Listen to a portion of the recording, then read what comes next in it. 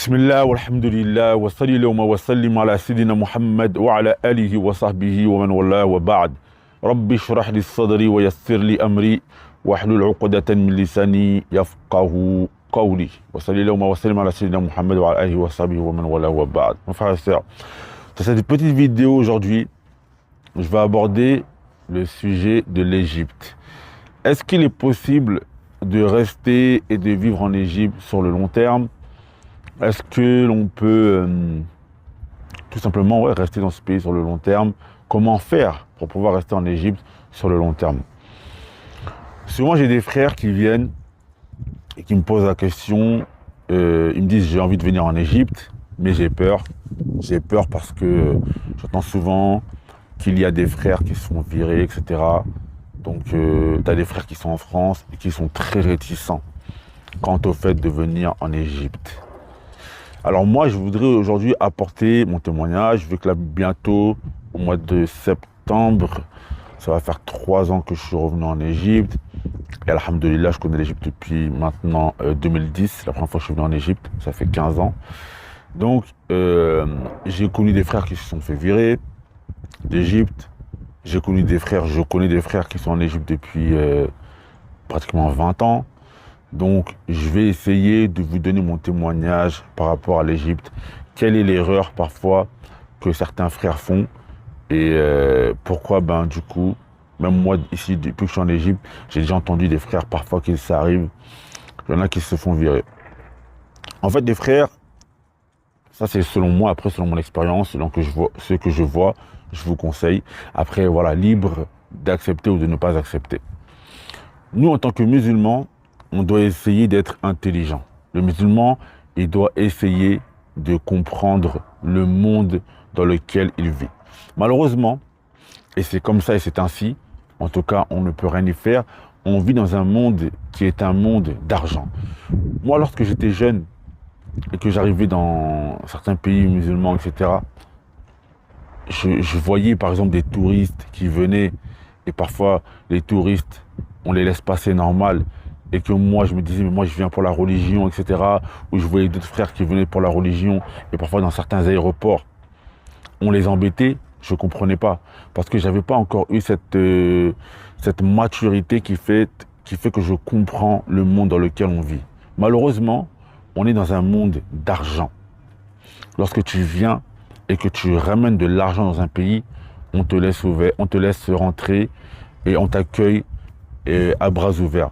Mais lorsque tu arrives dans un pays et que tu viens pour la religion, même si ce sont des pays musulmans aujourd'hui, il faut dire la vérité, les pays musulmans, ils cherchent l'argent. C'est le baromètre aujourd'hui et c'est comme ça. C'est le nerf de la guerre, c'est ça qui fait tourner les économies d'un pays. Les pays, ils cherchent l'argent.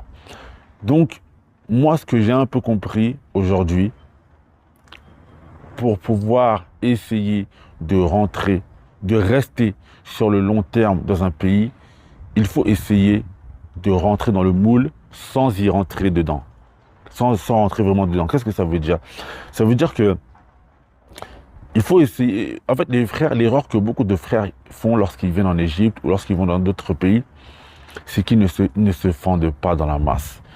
Et moi, en tout cas, la stratégie que j'ai décidé d'adopter, c'est d'essayer de me fendre dans la masse. Ça veut dire que je ne vais plus habiter dans les quartiers où il y a tous les frères de France et tous les frères anglais ou tous les frères américains qui vont habiter.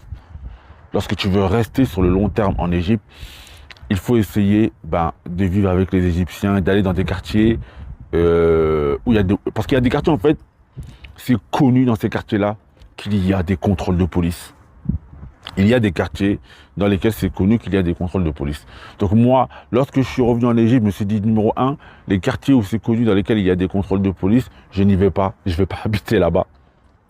Parce que parfois, je suis là, je vois sur les groupes des frères, oui, contrôle de police dans tel quartier. Pourquoi vous allez habiter dans des quartiers dans lesquels il y a tout le temps des contrôles de police? Ça, c'est la première chose. La deuxième chose,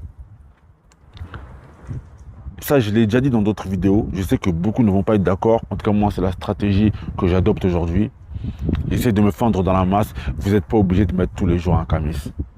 vous n'êtes pas obligé de mettre tous les jours en camis, sachant que ici en Égypte, on n'est pas en Arabie Saoudite, on n'est pas au Qatar, on n'est pas au Koweït, on n'est pas aux Émirats Arabes Unis. Les Émirats Arabes Unis, le Qatar, l'Arabie Saoudite, le Sultanat d'Oman, le vêtement commun chez les gens, c'est qu'ils mettent des camis. Ici en Égypte, le vêtement commun chez les gens, c'est qu'ils s'habillent normalement un peu à l'occidental. Moi, j'ai décidé de me fondre dans la masse. Et ça ne m'empêche pas d'apprendre mon Coran, ça ne m'empêche pas de prier mes salawats au masjid. Ça ne m'empêche pas d'être un bon musulman, bismillah. Donc j'ai décidé de me fondre dans la masse. Je suis un peu comme monsieur tout le monde. Donc déjà, écartez-vous des quartiers dans lesquels c'est connu qu'il y a souvent des contrôles de police. Et fondez-vous dans la masse. Soyez comme monsieur tout le monde. Ça, c'est la deuxième chose. La troisième chose, évitez les centres d'apprentissage qui ne sont pas officiels.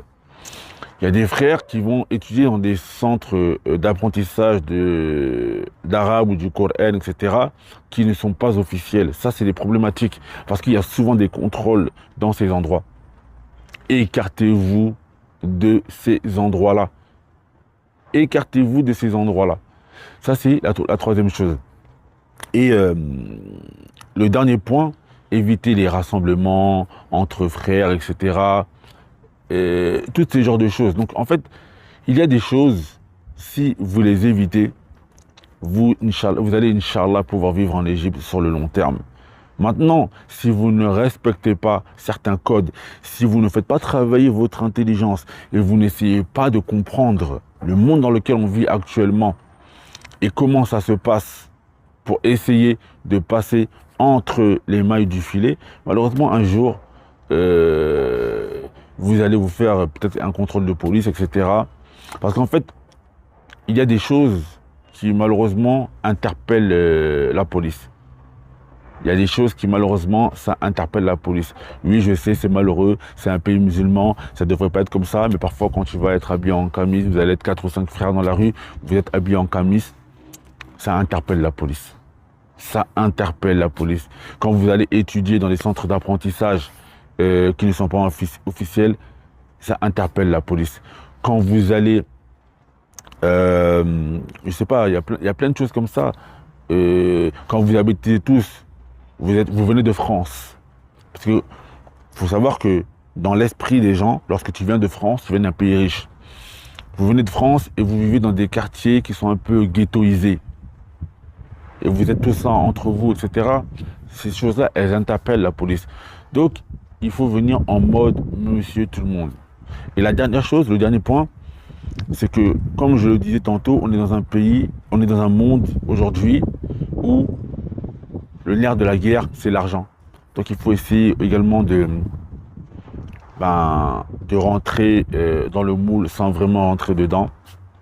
Pourquoi pas essayer de monter des business en bon uniforme et de faire tourner l'économie du pays. Parce qu'une personne qui arrive et qui a un business ou qui a un travail et elle fait tourner l'économie du pays dans lequel elle a fait sa hijra, c'est différent d'une personne qui est là et qui a pas mal de red flags ou de points qui interpellent la police et en plus de ça, elle ne fait pas tourner l'économie du pays.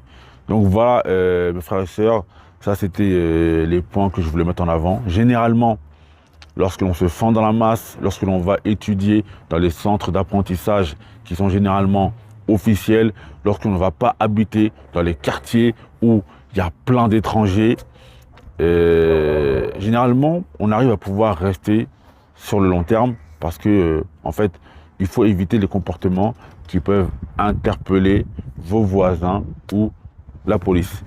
Donc ça, c'était mes recommandations à moi. Après, voilà, je sais que beaucoup ne vont pas être d'accord. Mais, wal ilmu inda Allah azza wa jal. Wassalamu alaikum wa rahmatullahi wa barakatuh.